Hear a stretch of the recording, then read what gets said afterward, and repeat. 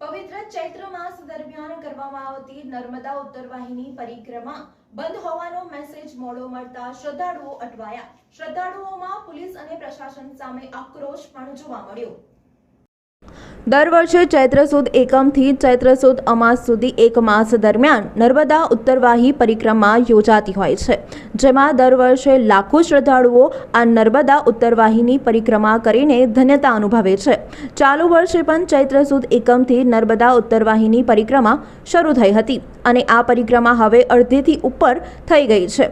આ વર્ષે પ્રશાસન દ્વારા શ્રદ્ધાળુઓને કોઈપણ પ્રકારની તકલીફ ન પડે તેનું ધ્યાન રાખીને ઠેર ઠેર મંડપ, ચા, નાસ્તા, છાશ, મેડિકલ સુવિધાઓ તથા સુરક્ષાની વ્યવસ્થાઓની ગોઠવણ કરવામાં આવી છે અને દરરોજના હજારો શ્રદ્ધાળુઓ નર્મદા ઉત્તરવાહીની પરિક્રમા કરી રહ્યા છે। પરંતુ આજે નર્મદામાં પાણી છોડવાનું હોય અચાનક પ્રશાસન દ્વારા ઉત્તરવાહીની પરિક્રમા બંધ કરવાનું નક્કી કરી મેસેજ મોડા મળતા પરિક્રમાવાસીઓ અટવાયા હતા અને એક તબક્કે પોલીસ અને પ્રશાસન સામે શ્રદ્ધાળુઓનો આક્રોશ જોવા મળ્યો હતો।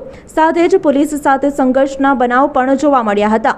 શ્રદ્ધાળુઓમાં મહિલાઓ, પુરુષો, ઉંમરવાળા સિનિયર સિટીઝનો, બાળકો પણ અટવાયા હતા, જે અંગેની વાત ફેલાતા પરિજનોમાં ચિંતા બન્યા હતા। પરિજનો પણ ચિંતિત બન્યા હતા। લાસ્ટ લાઈન કટ કરી દેજો।